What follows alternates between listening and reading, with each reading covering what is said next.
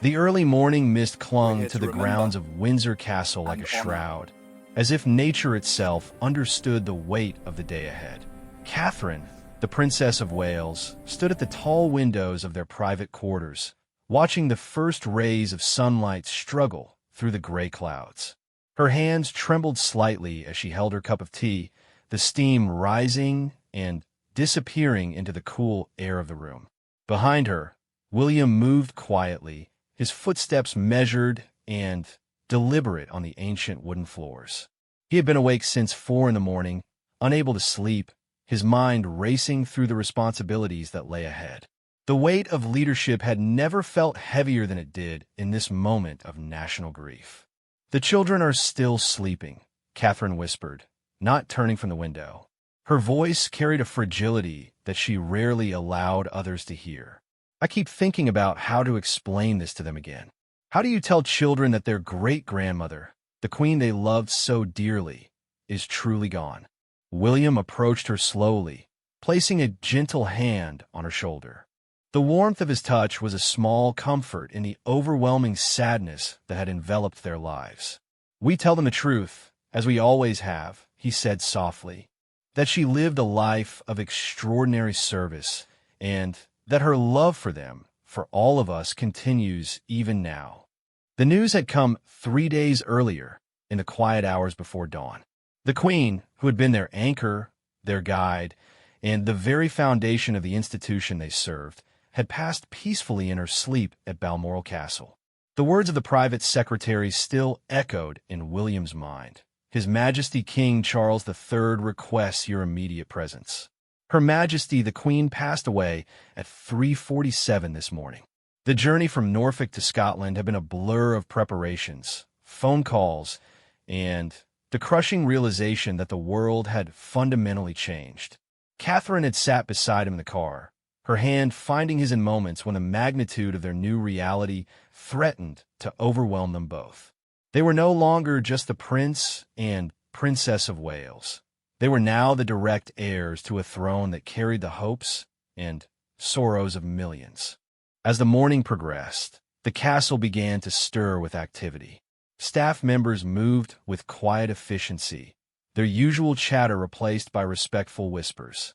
The flags had been lowered to half-mast, and already people were beginning to gather at the gates, leaving flowers and messages of condolence. The outpouring of grief from the public had been immediate and profound, a testament to the deep affection the nation held for their departed queen. Catherine finally turned from the window, her eyes meeting William's with a mixture of sorrow and determination. She had spent the night thinking about the role she would now play, not just as a royal, but as a woman who understood the pain of loss, the challenge of moving forward when everything familiar had been taken away. "I've been thinking about what she would want us to do," Catherine said, setting down her teacup with careful precision. She always spoke about duty, about service, about putting the needs of others before our own. But she also understood that grief is human, that showing our vulnerability doesn't make us weak. William nodded, remembering the countless conversations he had shared with his grandmother about the balance between public duty and private emotion. The Queen had taught him that true strength came not from hiding one's feelings, but from acknowledging them and still choosing to serve others despite the pain. The door opened quietly, and their private secretary entered with the day's schedule. The weight of protocol and tradition pressed down upon them like a heavy blanket, but within that structure, they would find their way forward. There would be meetings with government officials, discussions about the funeral arrangements, and the delicate task of helping the nation process its grief while managing their own. "Your Royal Highnesses," the secretary said gently, "the Prime Minister will arrive at 10 o'clock, and the Archbishop of Canterbury at 11:30. The children's tutors have been informed that lessons will be suspended today, and the kitchen staff have prepared a light breakfast for the family." Catherine looked toward the door that led to the children's rooms. George, Charlotte, and Louis were still too young to fully comprehend the magnitude of what had happened, but they understood that their great-granny was gone and that their parents were sad. The innocence of childhood provided some protection, but It also meant that William and Catherine bore the responsibility of helping them navigate this loss. "I want to spend some time with them before the meetings begin," Catherine said. "They need to feel that even though everything else is changing, we're still here, still their parents, still the family they know." William agreed, understanding that their children's emotional well-being had to remain a priority even as the demands of public service intensified. They had always tried to give George, Charlotte, and Louis as normal a childhood as possible, but events like this reminded them of the unique challenges their children would face as members of the royal family. As they prepared for the day ahead, both William and Catherine felt the presence of those who had come before them. The Queen's wisdom seemed to whisper through the corridors of the castle, reminding them that they were part of something larger than themselves, part of a tradition of service that had endured through wars, social changes, and personal tragedies. The breakfast with their children was both heartbreaking and healing. George, now old enough to understand death, but still struggling with its finality, asked quiet questions about what would happen next. Charlotte, sensitive and observant, seemed to absorb the sadness around her without fully expressing it. Louis, the youngest, simply wanted the comfort of his parents' attention, clinging to Catherine's hand throughout the meal. "Will we still visit Balmoral?"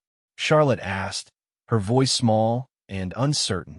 The Scottish castle had been a place of joy and freedom for the children, where they could run through the countryside and spend precious time with their great-grandmother away from the formal protocols of royal life.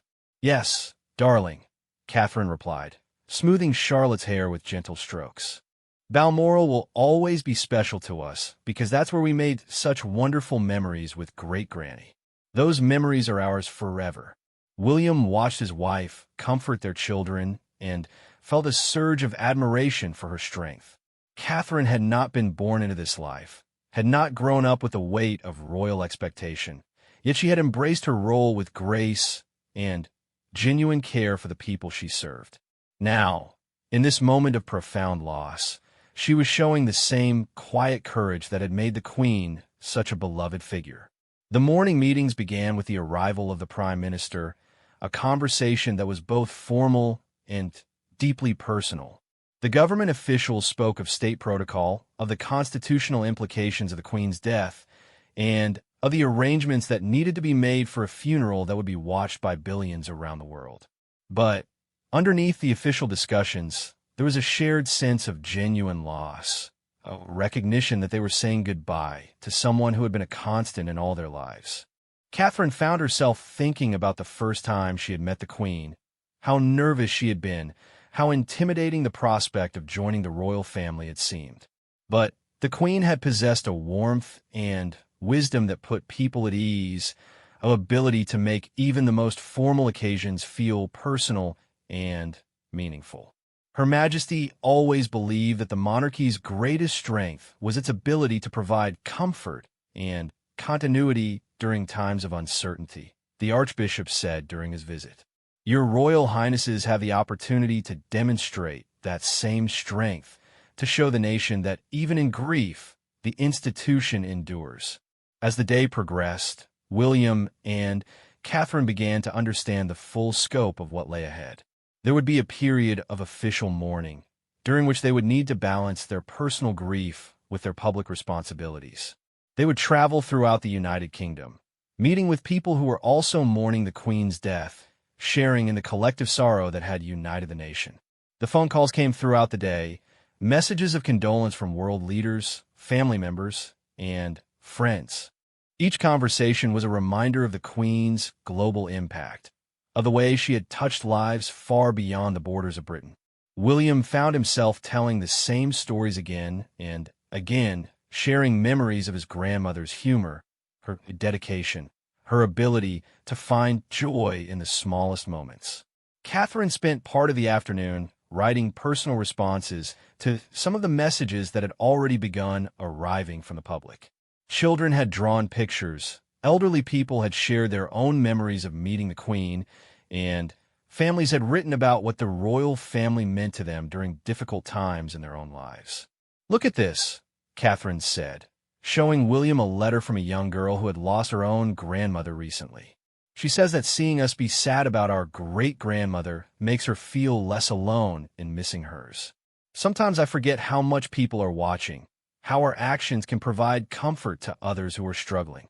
The afternoon brought news of the funeral arrangements, a ceremony that would need to honor both the Queen's personal wishes and the expectations of a grieving nation. Westminster Abbey, where the Queen had been crowned nearly 70 years earlier, would host the service. World leaders would attend, military honor guards would line the processional route, and millions would watch as they said their final goodbye to a monarch who had defined an era.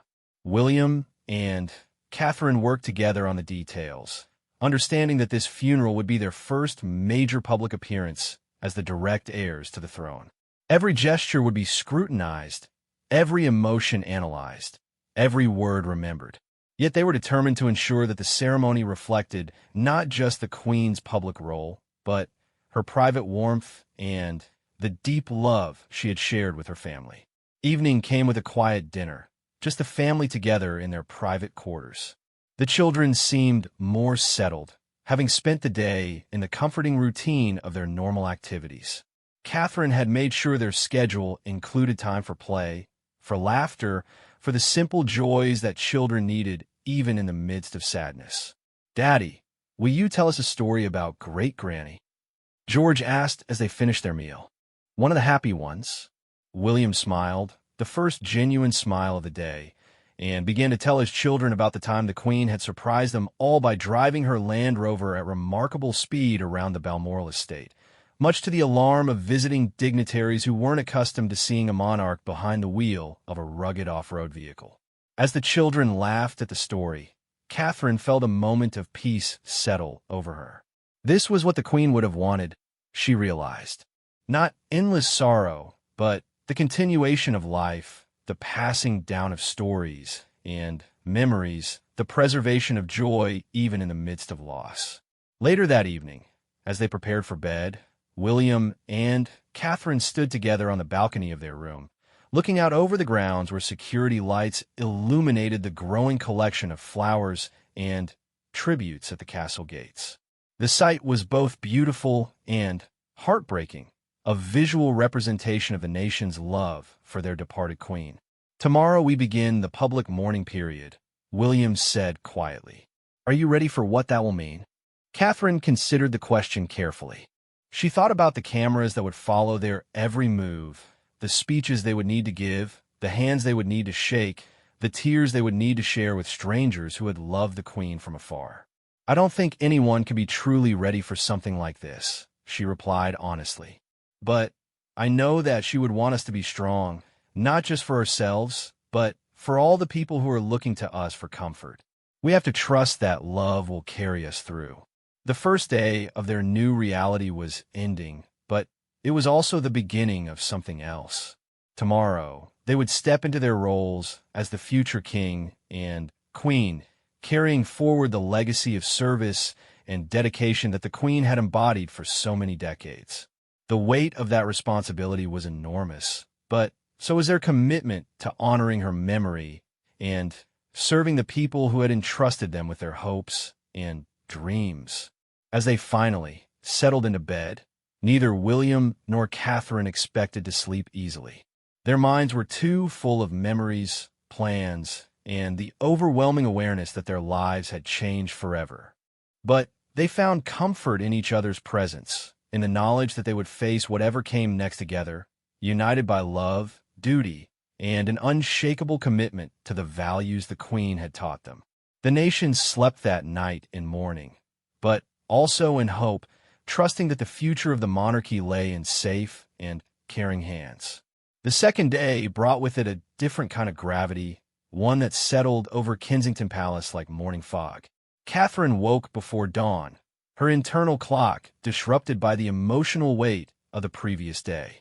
She moved quietly through their London residence, checking on each of the children before making her way to the small sitting room where she and William often shared their morning coffee in peaceful moments.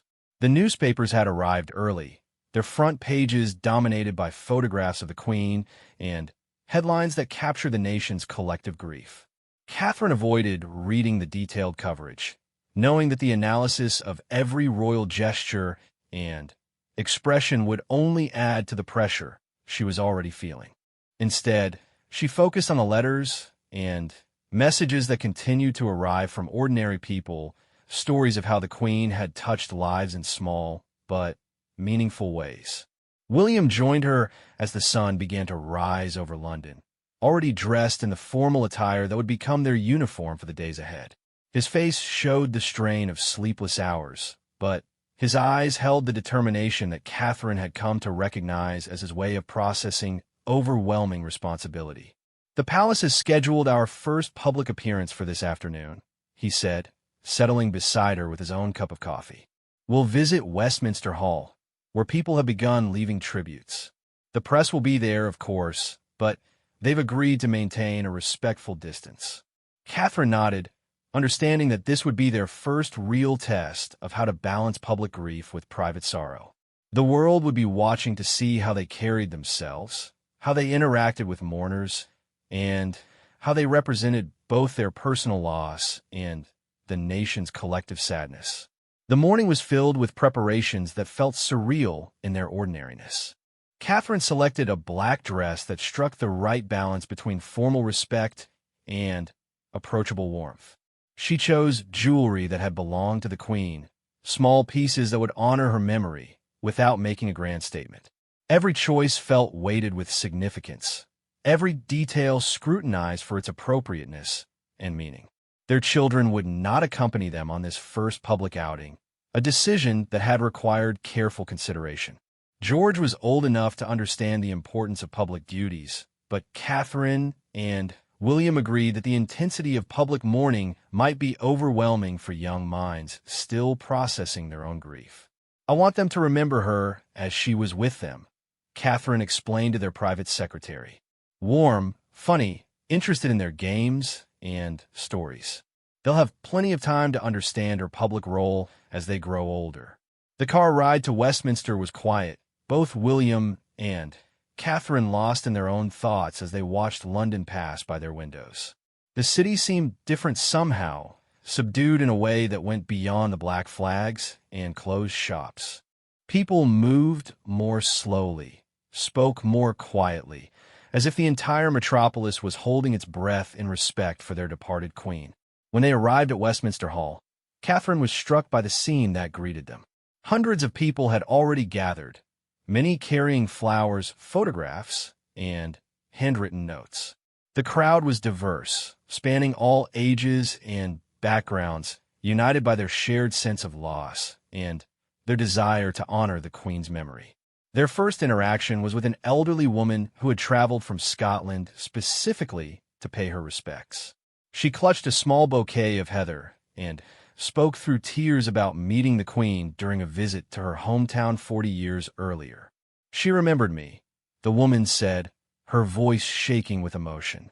"2 years later, when my husband died, I received a personal note from Her Majesty. She remembered our conversation about his service in the war. That kindness meant everything to me." Catherine felt her own eyes fill with tears as she listened to the story. These are the moments that mattered. She realized the personal connections that had made the Queen more than just a figurehead to so many people. Each person in the crowd had their own memory, their own reason for being there, their own way of processing the loss of someone who had been a constant presence in their lives. William moved through the crowd with practiced ease, but Catherine could see the emotion in his eyes as he heard story after story of his grandmother's impact on ordinary lives.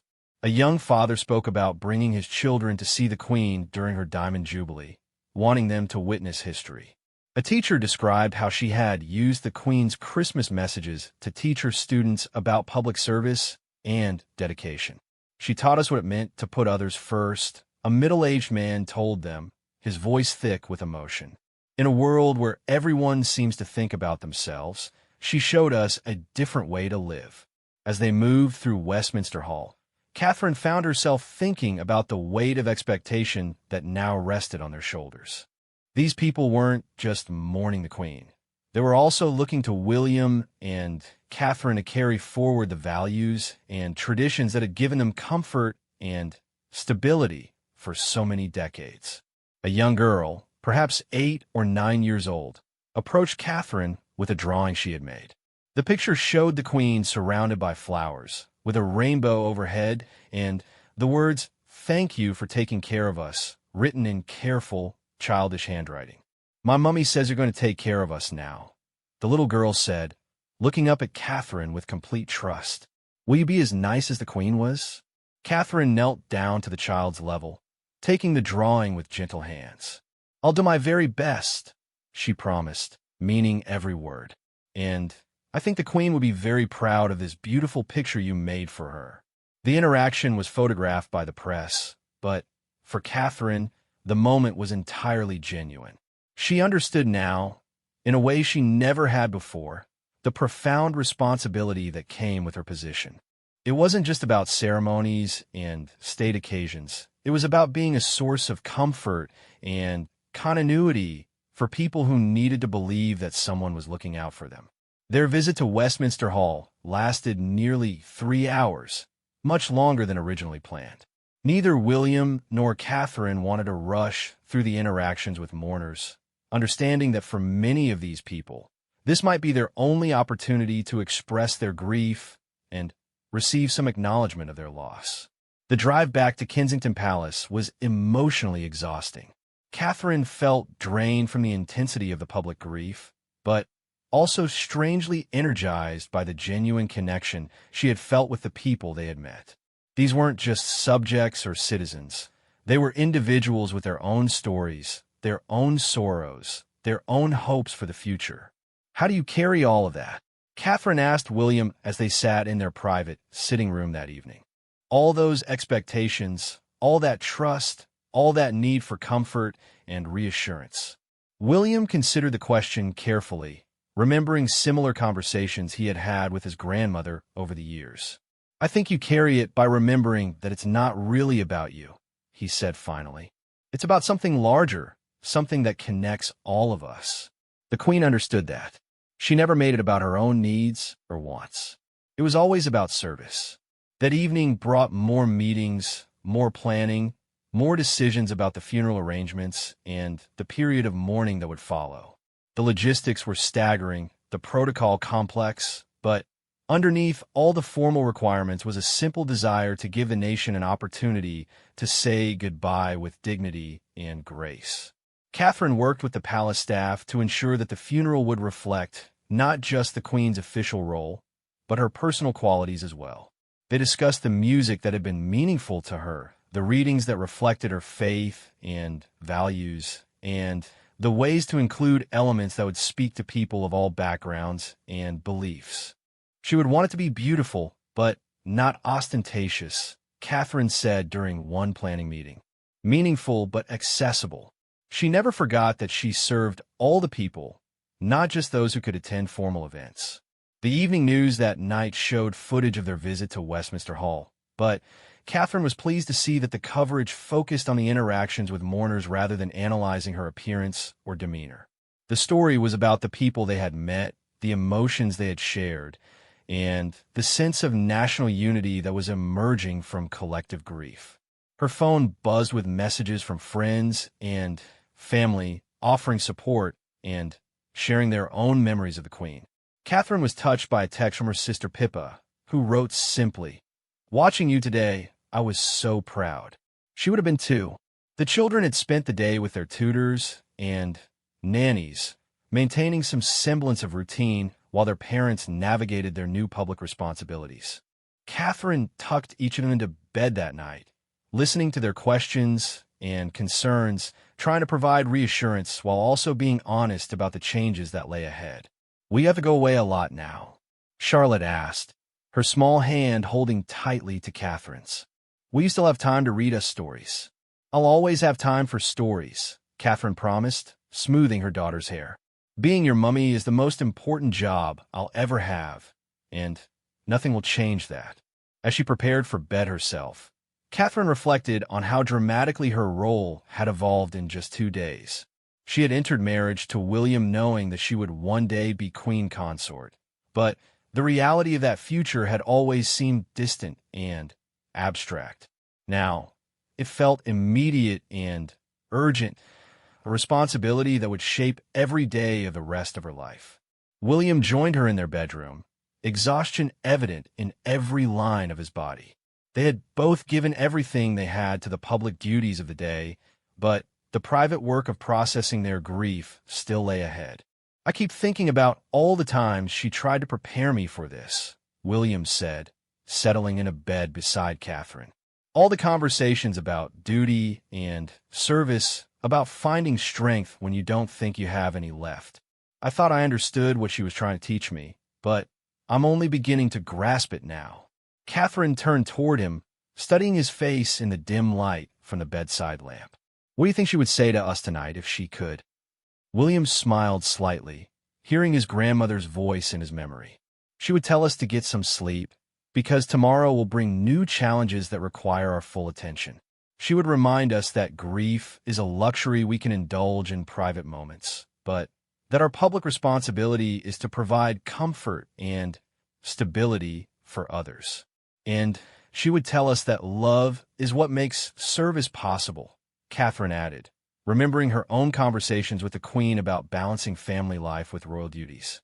"That the love we have for each other, for our children, and for the people we serve is what gives us the strength to keep going when everything else feels overwhelming."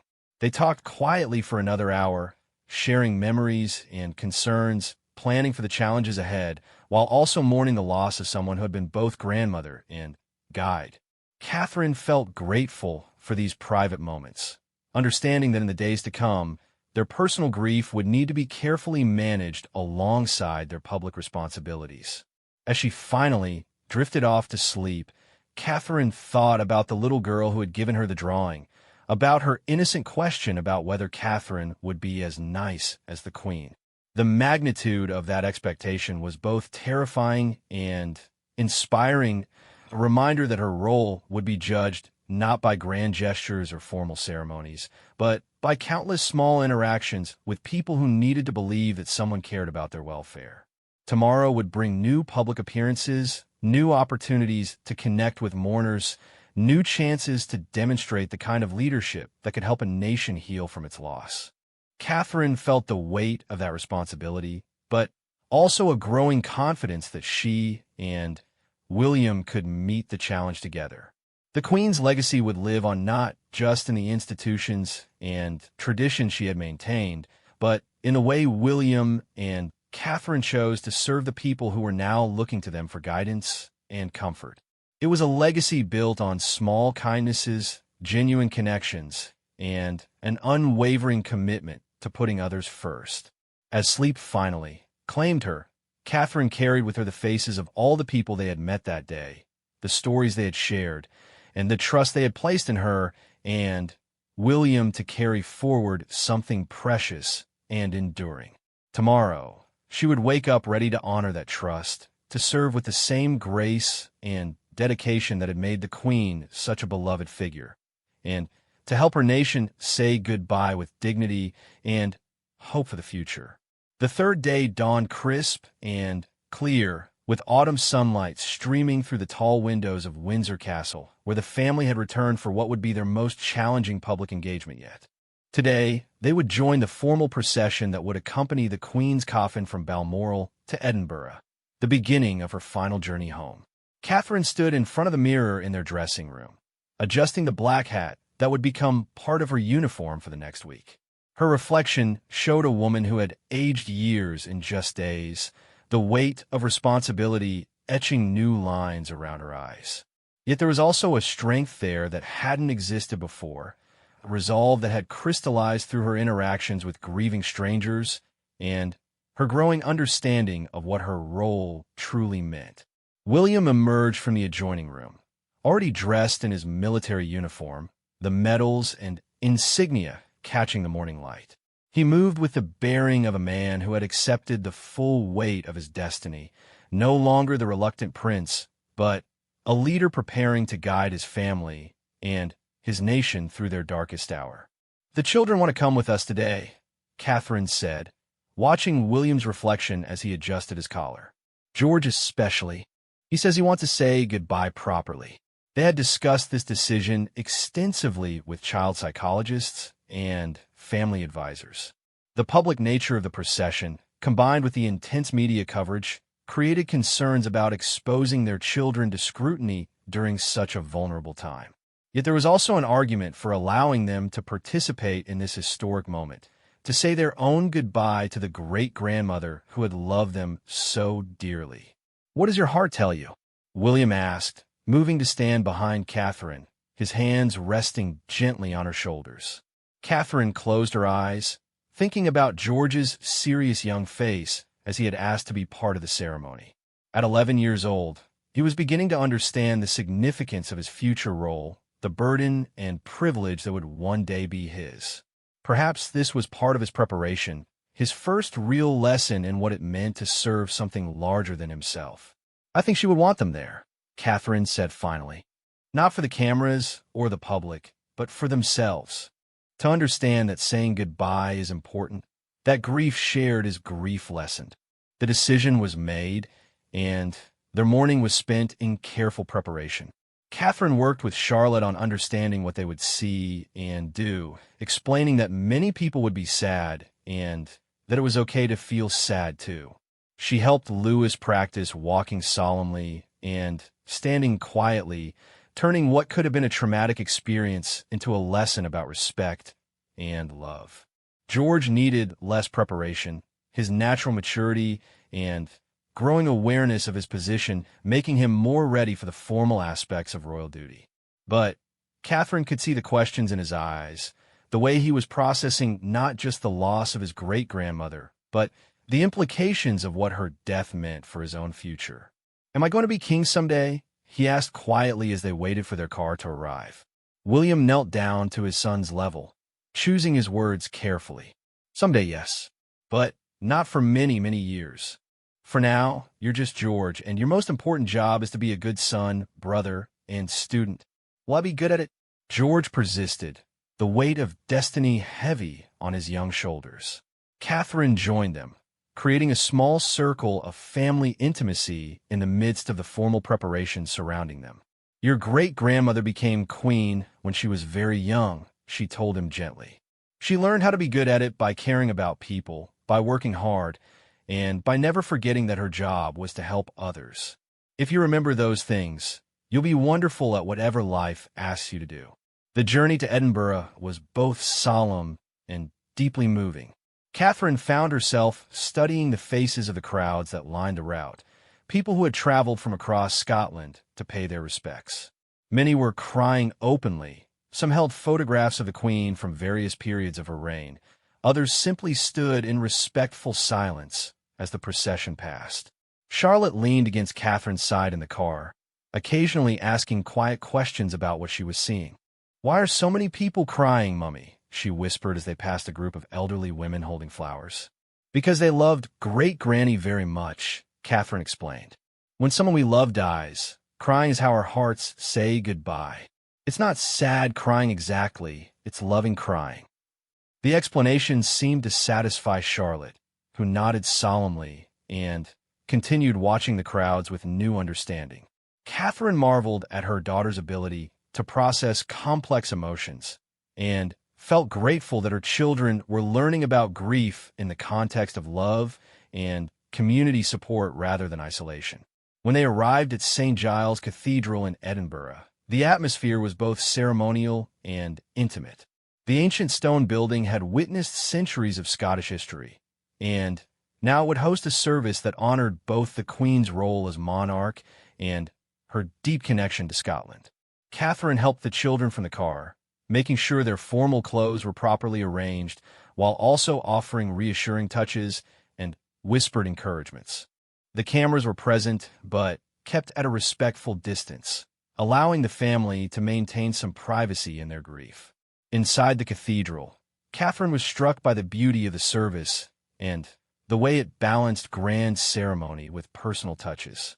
The music included pieces that the Queen had particularly loved, and the reading spoke of service, faith, and the enduring nature of love. Catherine found herself thinking about the Queen's own faith, how it had sustained her through decades of public service and personal challenges. George stood between his parents, his young face serious and attentive throughout the service. Catherine noticed how he watched William, studying his father's bearing and composure, already learning what it meant to carry oneself with dignity in the face of sorrow. The sight filled her with both pride and a protective sadness for the weight her son would one day bear.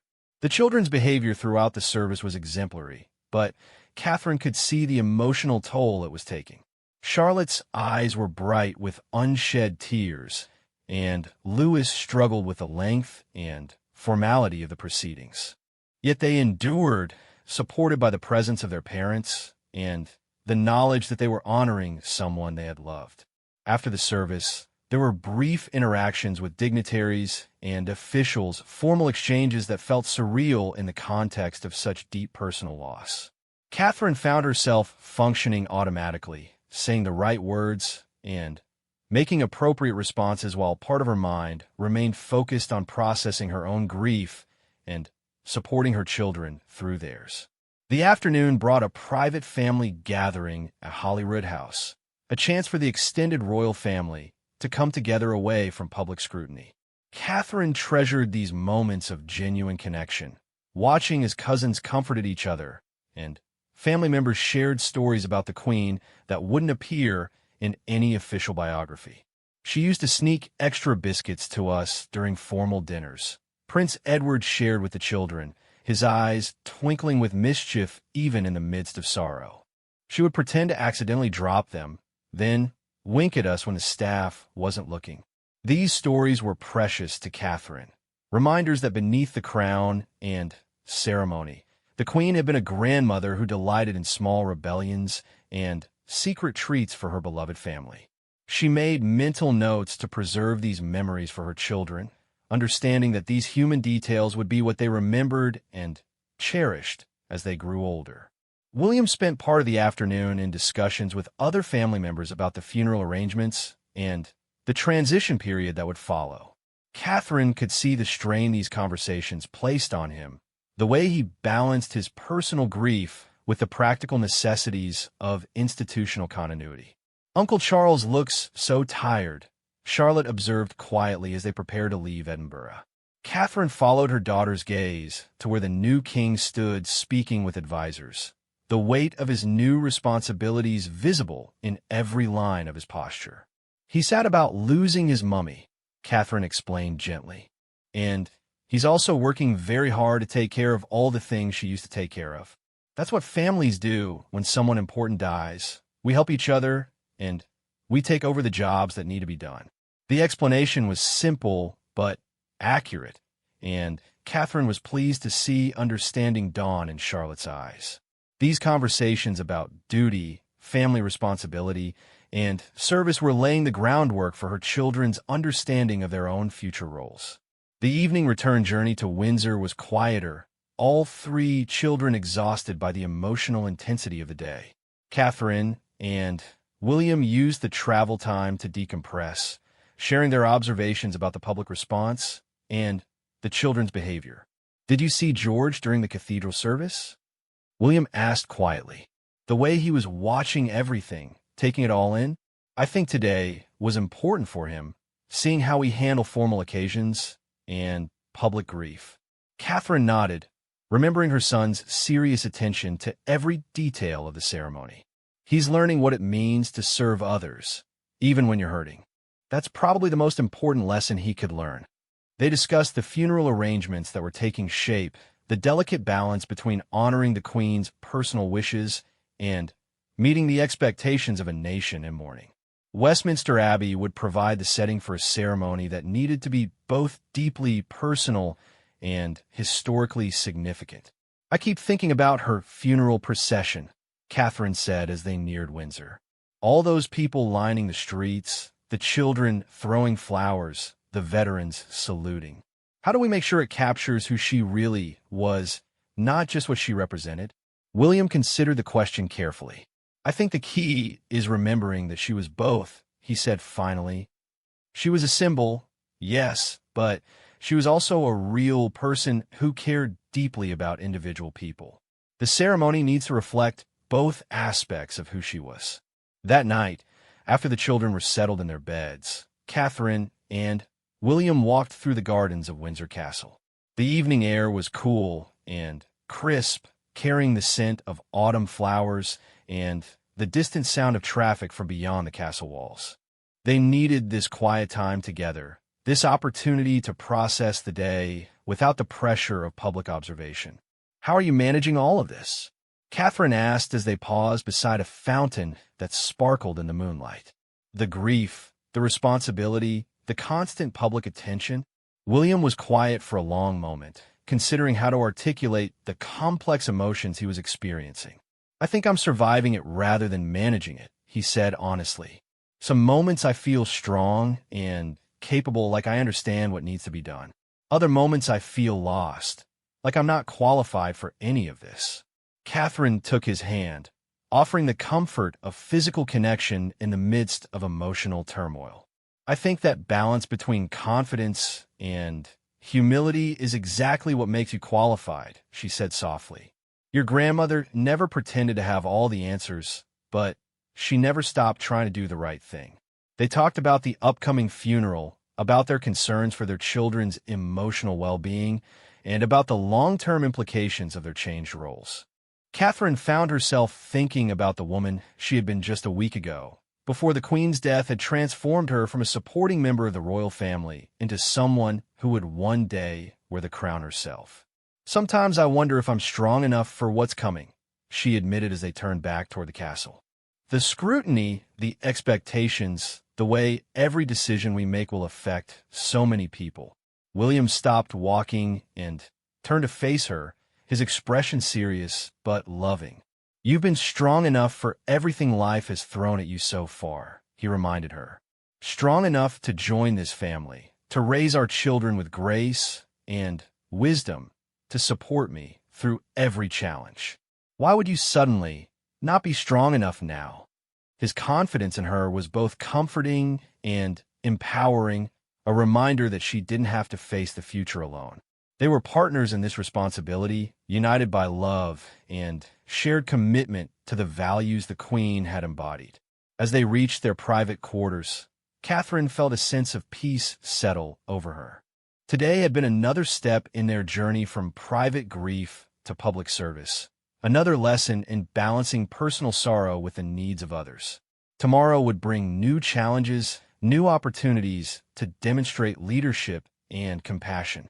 But tonight, she was simply a wife and mother, someone who had said goodbye to a beloved grandmother alongside her own children, someone who was learning that strength came not from avoiding grief, but from allowing it to deepen her capacity for empathy and service. The Queen's example continued to guide them, showing them how to transform personal loss into public purpose, how to find meaning in service even when the heart was breaking.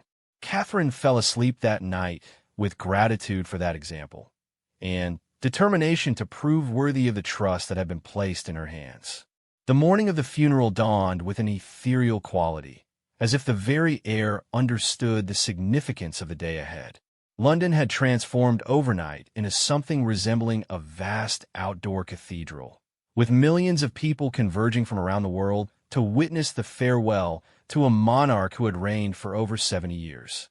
Catherine woke before sunrise, her body responding to an internal clock that had been disrupted by days of emotional intensity and disrupted routine. She moved quietly through their private apartments at Buckingham Palace, where they had stayed the night before to be close to the final preparations. Through the windows, she could see the early crowds already gathering along the processional route, people who had traveled from across the globe to be part of this historic moment. The weight of the day ahead pressed down upon her like a physical presence. This would be their most visible test of leadership, watched by billions around the world, analyzed by media and historians, remembered for generations to come. Yet beneath all the public scrutiny lay a simple, heartbreaking reality. They were burying someone they had loved deeply, someone whose absence would leave a permanent hole in their family's heart. William joined her in the sitting room, already dressed in his naval uniform, the ceremonial sword at his side catching the early morning light. His face showed the strain of sleepless nights and overwhelming responsibility, but his bearing remained steady and dignified. Catherine felt a surge of admiration for her husband, watching him carry the weight of his grief and his duty with equal grace. "The children are ready," he said quietly, settling beside her with a cup of tea that neither of them really wanted but both needed for the comfort of familiar routine. George has been awake since 5, asking questions about the protocol. Charlotte wants to carry flowers, and Louis. He paused, a small smile crossing his features. Louis wants to know if great-granny will be able to see this ceremony from heaven. Catherine felt her heart contract with love and sorrow for their youngest child, whose innocent faith provided both comfort and heartbreak. "What did you tell him?" "That she'll be watching, and that she'll be proud of how brave we're all being," William replied. It seemed like the truth, even if we can't prove it scientifically. The morning preparations were a blend of intimate family moments and grand ceremony. Catherine helped Charlotte with her black dress and small hat, taking care to ensure that her daughter felt comfortable and loved despite the formal requirements of the day. She answered George's questions about the order of service, the meaning of various ceremonial elements, and his own role in the proceedings. "Will people be watching us the whole time?" George asked, his 11-year-old mind grappling with the magnitude of global attention they would receive. Catherine knelt down to his level, straightening his tie with gentle precision. "Yes, many people will be watching," she said honestly. "But they're not watching to judge us or to see if we make mistakes. They're watching because they loved great-granny too, and they want to share in saying goodbye to her." The explanation seemed to satisfy George, who nodded solemnly and returned his attention to the detailed program he had been studying. Catherine marveled at her son's ability to find comfort in understanding protocol and procedure, seeing in him the same attention to duty that had characterized the Queen throughout her reign. Louis required different handling, his 5-year-old attention span and emotional needs making the formal requirements more challenging. Catherine spent extra time with him, explaining what they would do, who they would see, and why it was important to be quiet and respectful during the service. "Will there be singing?" Louis asked, his face brightening at the possibility of music. "Beautiful singing," Catherine promised. Great-granny loved music, so there will be hymns and songs that were special to her. You can sing along quietly if you know the words. The prospect of music seemed to help Louis feel more positive about the long ceremony ahead, and Catherine made a mental note to point out the choir and musical elements throughout the service to help maintain his engagement. As they prepared to leave for Westminster Abbey, Catherine took a moment to look at herself in the mirror one final time. She wore a black coat dress that struck the perfect balance between respectful mourning and dignified elegance, with jewelry that had belonged to the Queen, a final tribute, and a symbol of continuity. Her hat was elegant, but not overwhelming, her makeup subtle, but flawless for the cameras that would capture every expression. But looking beyond her appearance, Catherine saw something new in her own eyes. The woman reflected back at her was no longer the uncertain young bride who had married into this extraordinary family. This was someone who had found her purpose, who understood the weight of service and the privilege of representing something larger than herself. The journey from Buckingham Palace to Westminster Abbey was both ceremonial and deeply personal.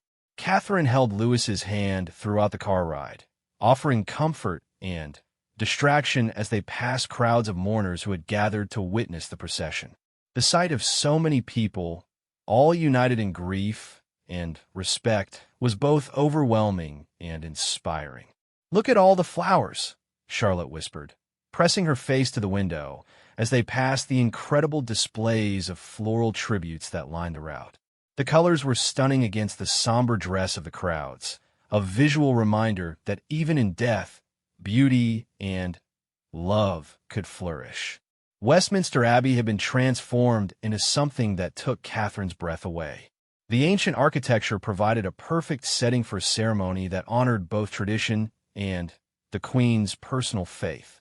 Every detail had been carefully planned to reflect her values, her interests, and her deep commitment to service. As they took their places in the front of the abbey, Catherine felt the weight of history settling around them.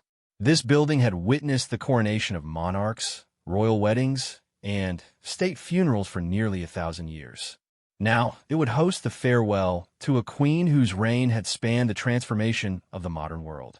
The service itself was a masterpiece of balance, honoring the queen's role as head of state while celebrating her personal faith and family relationships. Catherine found herself moved by readings that spoke of service, sacrifice, and the enduring nature of love. The music was magnificent, filling the ancient stones with sound that seemed to lift the grief and transform it into something approaching celebration. George sat between his parents, his young face serious and attentive throughout the lengthy service. Catherine noticed how he watched his grandfather, the new king, observing the way Charles balanced his personal sorrow with his public responsibilities. These were lessons that would serve George well in the future, examples of how to carry dignity and duty even in the face of overwhelming loss. Charlotte's attention wandered occasionally, but Catherine was prepared with gentle redirections and whispered explanations about what they were witnessing. When the Abbey choir sang one of the Queen's favorite hymns, Catherine pointed out the beauty of the music, helping her daughter connect with the service on an emotional level.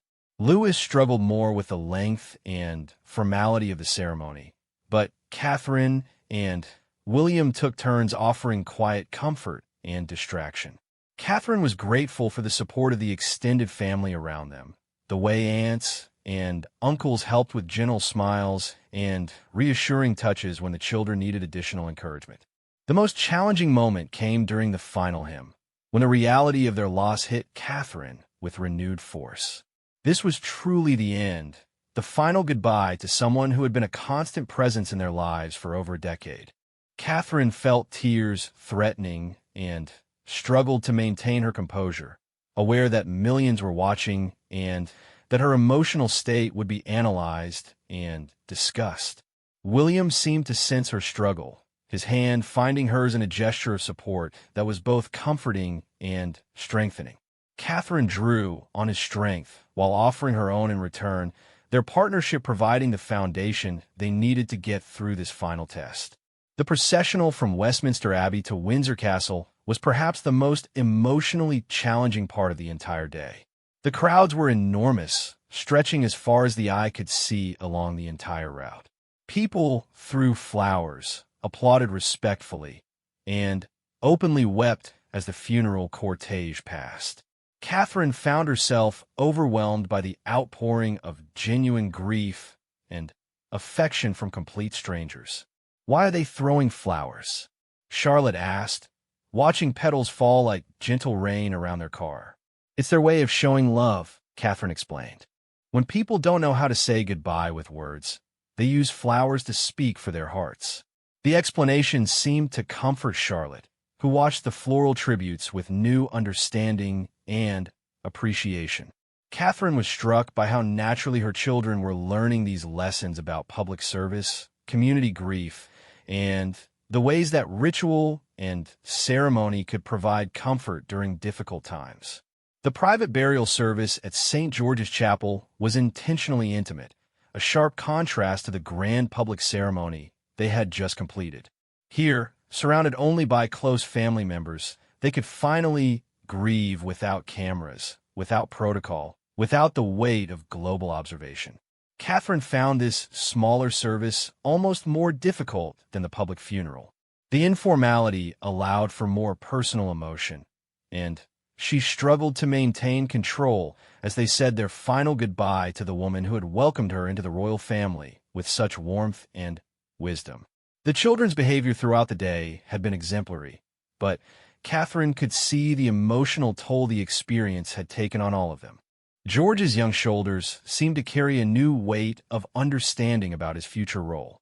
Charlotte's usual cheerful chatter had been replaced by thoughtful quiet. Louis was exhausted by the length and emotional intensity of the day. As they finally returned to their private quarters that evening, Catherine felt a complex mixture of relief, sadness, and strange satisfaction. They had accomplished something important today, not just for themselves, but for the nation and the Commonwealth. They had provided the leadership and dignity that people needed during this time of transition and loss. "How do you think we did today?" William asked as they helped their children prepare for bed, finally able to speak freely without concern for public observation. Catherine considered the question carefully, thinking about the moments of strength and vulnerability they had all experienced. "I think we honored her," she said finally. "I think we showed people that it's possible to grieve with dignity, to find strength in family, and to serve others even when your heart is breaking." The bedtime routine with their children was both normal and transformed. The same stories, the same songs, the same gentle routines that had comforted them for years, but now overlaid with the knowledge that they had participated in a moment of historical significance. "Will we see Great-Granny again someday?" Louis asked as Catherine tucked him into bed. The question was both heartbreaking and hopeful, and Catherine chose her words carefully. "I believe we will," she said softly.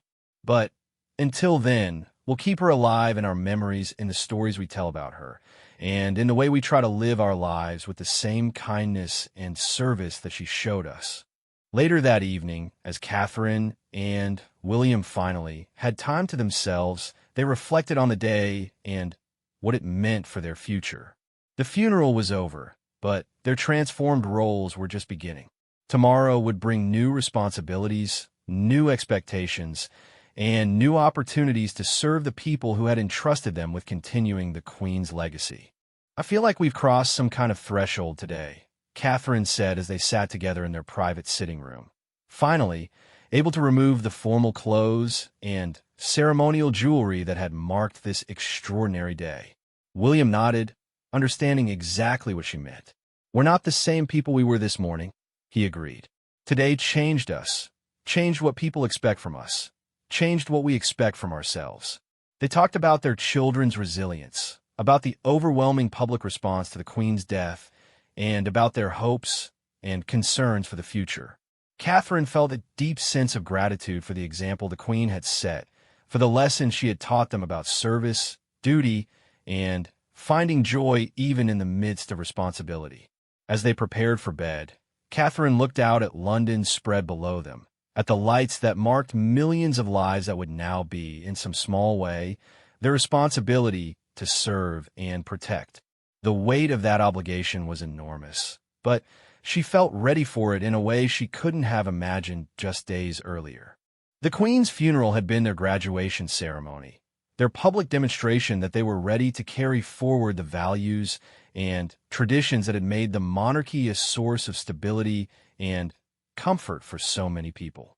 Tomorrow would begin the real work of proving themselves worthy of that trust. But tonight, Catherine felt a quiet confidence that they would succeed. She fell asleep thinking about the little girl who had given her a drawing days earlier, wondering if that child had watched the funeral and felt comforted by what she had seen.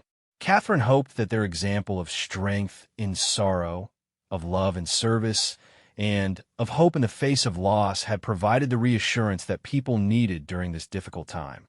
The Queen was gone, but her legacy lived on in the values she had instilled, the example she had set, and the trust she had placed in William and Catherine to continue the work of service that had defined her extraordinary life. Tomorrow would bring new challenges, but tonight there was peace in knowing they had honored her memory and proven themselves ready for whatever lay ahead.